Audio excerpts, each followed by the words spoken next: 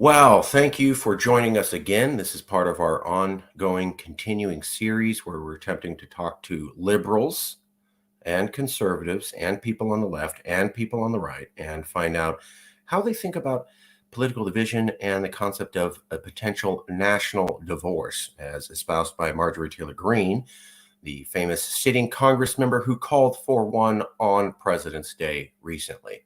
Too much fanfare and controversy. Well, today we're going to be doing an interview with Kirkpatrick Sale. Kirkpatrick Sale is one of the oldest liberals pushing for secession. That's right. He comes from the Northeast coast. He's a hardcore liberal. And he has been in the secession movement for a while, a great, great long amount of time. Let's get right to it.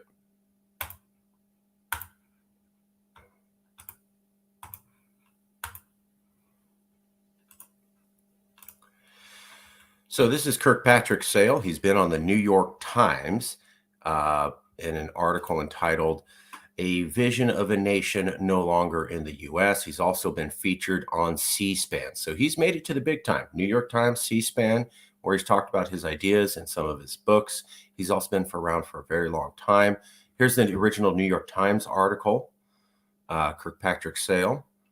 There he is on C-SPAN.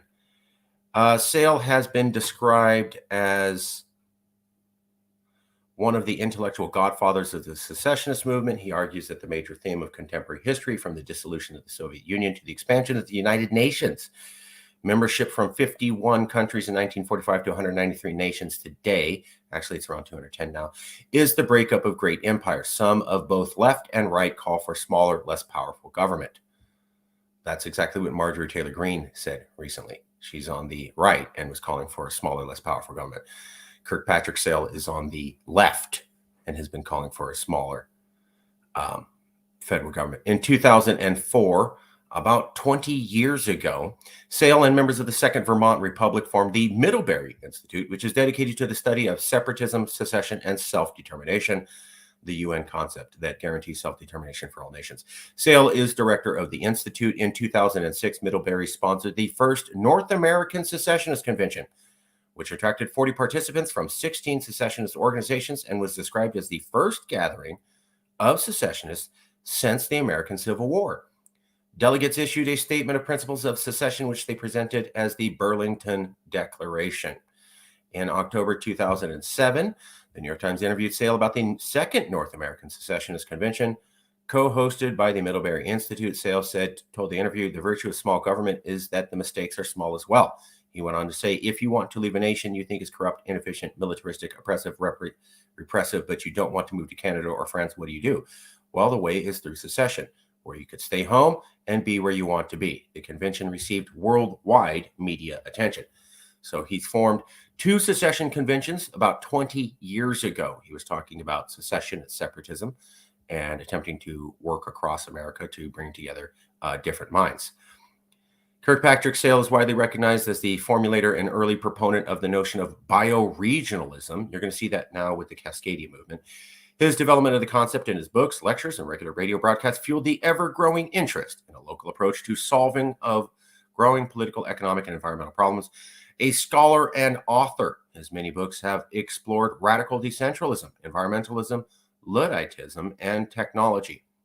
Ludditism is the theory from the 1600s or 1800s in England, where the Luddites, following King Lud, destroyed mechanical machinery so that they could keep cottage factories for textiles in effect. And so Ludditism means basically anti-bringing of technology, including Human Scale, 1980, Dwellers in the Land, Columbian Legacy, Green Revolution, Rebels Against the Future, the Luddites and their war in the Industrial Revolution. That's what I was talking about. After Eden, The Evolution of Human Domination, The Human Scale Revisited, early books written as freelance journalists are The Land and the People of Ghana, and SDS, which describes the 1960s youth activist organization Students for a Democratic Society. He's also a member of the Second Vermont Republic, which formed the Middlebury Institute. So this was the actual interview I did with Kirkpatrick Sale. He didn't want to come on camera, but I was able to ask him a series of questions, and he gave some very great answers. So here's what the questions I asked. "I deeply appreciate the response Thank you for taking the time. Here are the standard questions I ask all interviewees. In 2007, in an interview with the New York Times, they said, Mr. Sale argues that the big theme of contemporary history, from the collapse of the Soviet Union to the evolution of the United Nations, from 51 nations in 1945 to 192 now, is the breakup of great empires. And some on both the left, which he is, and right agree that the only cure for a federal government that's too big and too powerful is to make it less big and powerful. In 2023, Marjorie Taylor Greene, a sitting member of Congress, said the division between red and blue had grown too large for the country to stay together as it had in the past. Peoples of different political persuasions should move to separate states, and the federal government should become much less powerful overall. I was pointing out to him how he was talking about a less powerful federal government, and now Marjorie Taylor Greene is. And does he see a similarity between his message and hers? This was the interview we got from Kirkpatrick Sale. Has America become more or less functional since 2007 when you made the call for secession and devolution? More or less has another meaning, rephrase. And I started secession work with the Middlebury Institute in 2004 when I made that UN point. America has been in steady decline in coherence and function and good sense since at least 2004. Witnessed the election of a dysfunctional president run by, of all things, aging neocons. So this liberal is saying, America has been in steady decline in coherence and function and good sense since at least 2004. And now remember, in a lot of shows that I did, I was pointing out how there's political division going back to the early 2000 election, which was the first time they started talking about separate red and blue states. That was the election with Al Gore and George W. Bush. And now we hear Kirkpatrick Sale saying, 2004 is when I think it started. I felt personally, Marcus, that it started at 2000. He's picking 2004. Makes sense. Has political division worsened from 2007 to now? Critics of Marjorie Taylor Greene say we don't need a national divorce, but rather marriage counseling. What does marriage counseling for a population of 200 to 300 million people look like? Sorry, let me clean this up a little bit.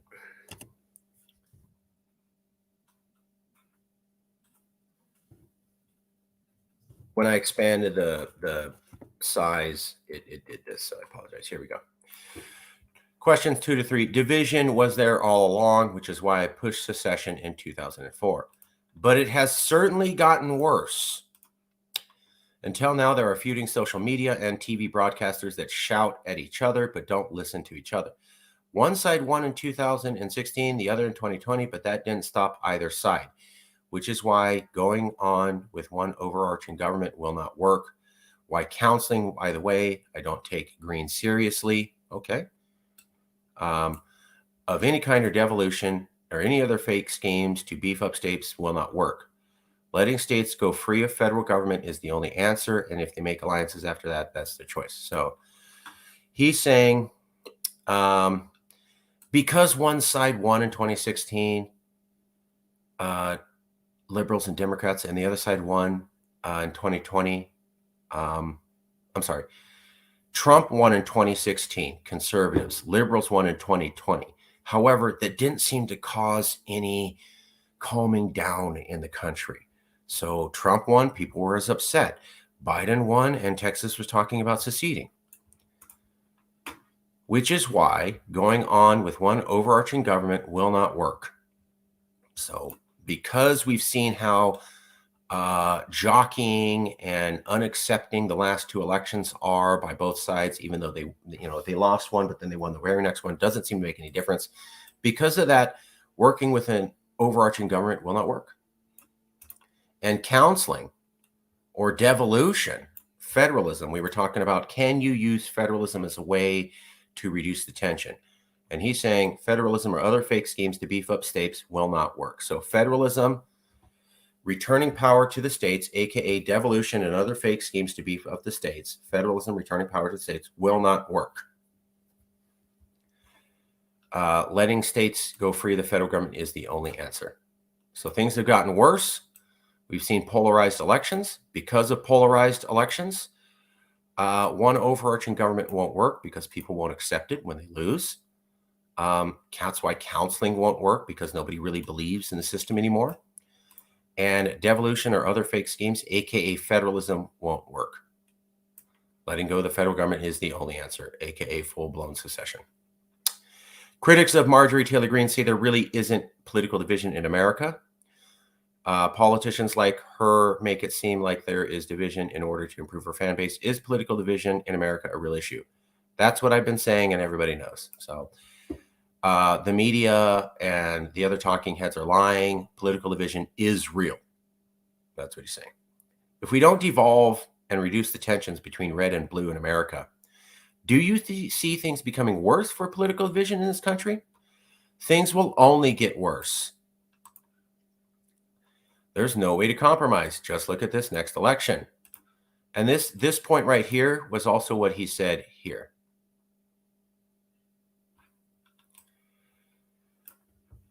One unified government doesn't work because people get so upset whenever they lose an election.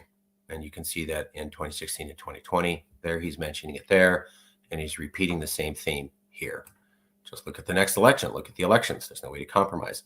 Dems don't have anyone to run, so they'll go with Joe, not Trump, who satisfies no one on his side but the people getting jobs in D.C., the swamp, and the reps. Are stuck with a Trump who has proved he doesn't have a clue about clearing the swamp.